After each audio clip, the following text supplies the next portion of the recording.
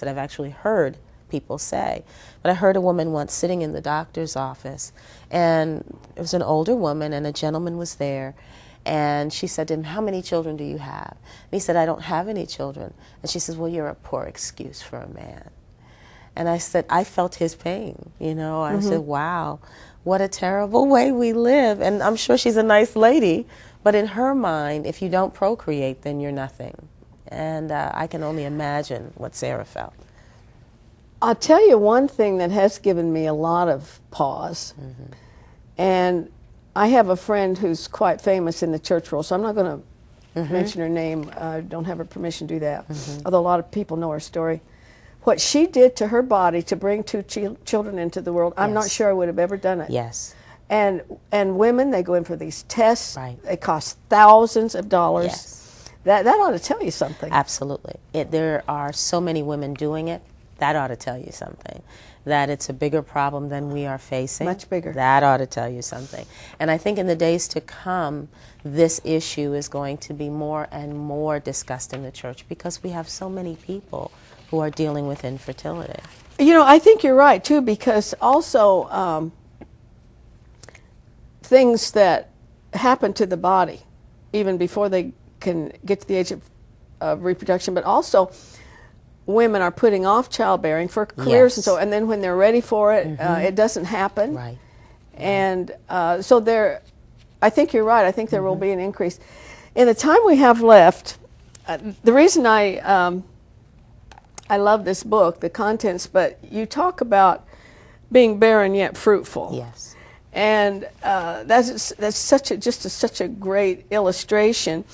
And so I want to list just quickly, because we're going to run out of time, the women that you say were in the church.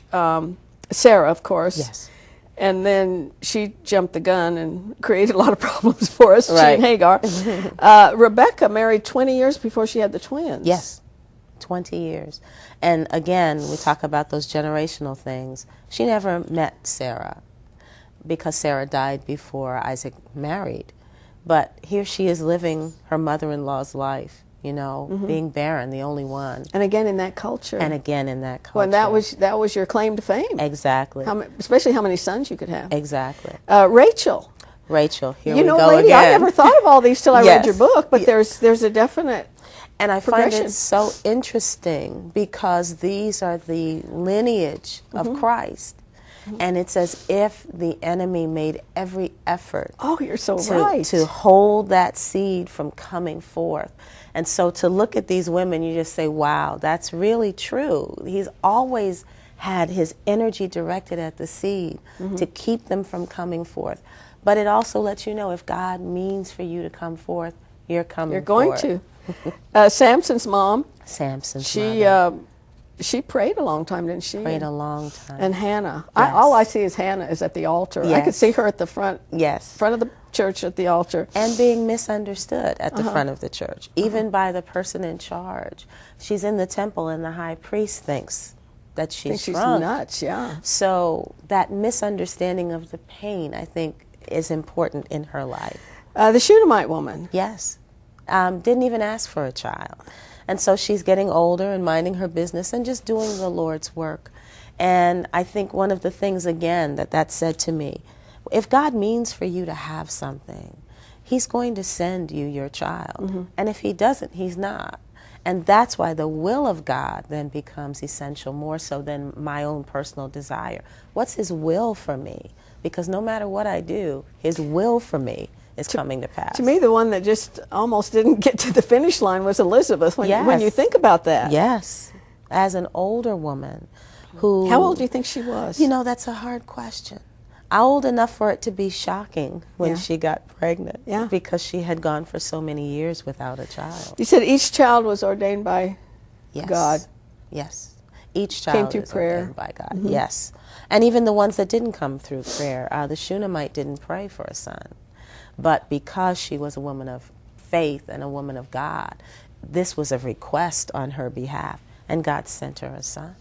And especially in that culture, it's hard for us to imagine because, you know, we have girls putting their babies down the toilet, Yes. throwing them in trash cans, but in this culture, there was no higher honor, really. That's right. Okay, what about the men? What about the husband? What about your husband? Yes.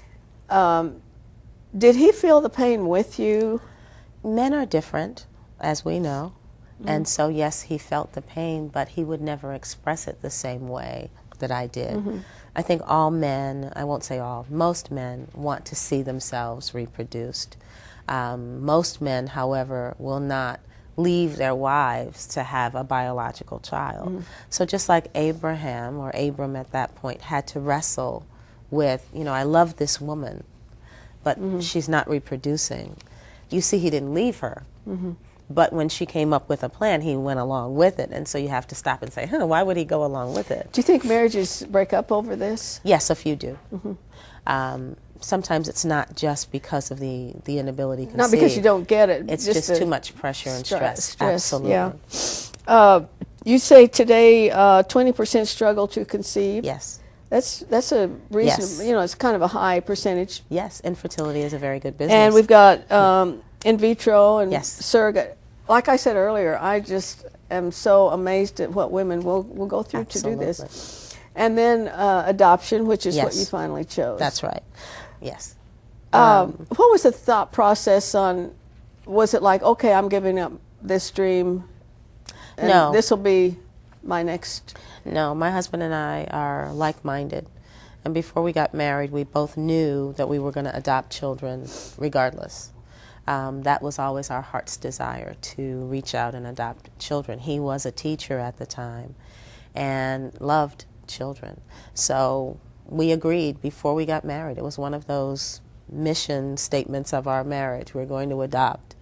And so we tried, and when it wasn't working, we looked at the clock and said, well, let's go ahead and do it now, and we'll still keep trying. But of course, having the children makes the trying a little harder.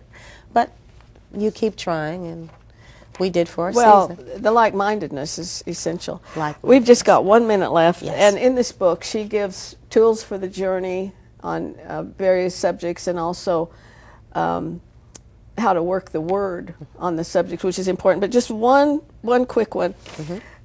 Where did you come up with the term childless but not fruitless? That is so descriptive. Thank you so much. I think most importantly, the Holy Spirit just reminding me, this is about the fruit of the Spirit. This is about the fruit that will remain.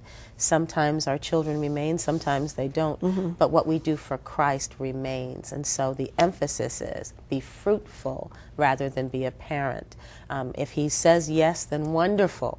But if he doesn't, please be fruitful, like Esther was, or like Lydia was, or like all of the women in the scriptures who we don't know had And you children. have quite a list in the New Testament where Yes. there's no indication that they were moms. Yes.